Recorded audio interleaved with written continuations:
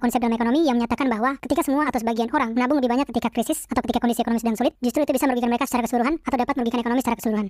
Pertama, ketika kita individu atau rumah tangga menabung lebih banyak, artinya kita mengurangi jumlah pengeluaran kita.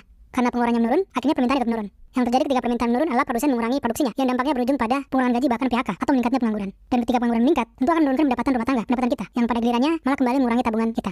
Akibatnya secara keseluruhan kondisi ekonomi kita terkontraksi menurun. Mengapa ini terjadi? Pertama, kenyataan bahwa pengeluaran satu orang adalah pendapatan bagi orang yang lainnya. Ketika individu menabung dan mengurangi pengeluaran mereka, maka di satu sisi ada individu lain yang pendapatannya juga ikut menurun. Kemudian kedua, efek multiplikatif. Menurunnya pengeluaran itu akan memberi dampak yang lebih besar. Karena ketika satu individu mengurangi pengeluarannya, artinya satu individu yang lain tidak menerima pemasukan. Ketika tidak menerima pemasukan atau pendapatan yang tidak meningkat, maka otomatis individu juga tidak melakukan pengeluaran. Paradoks.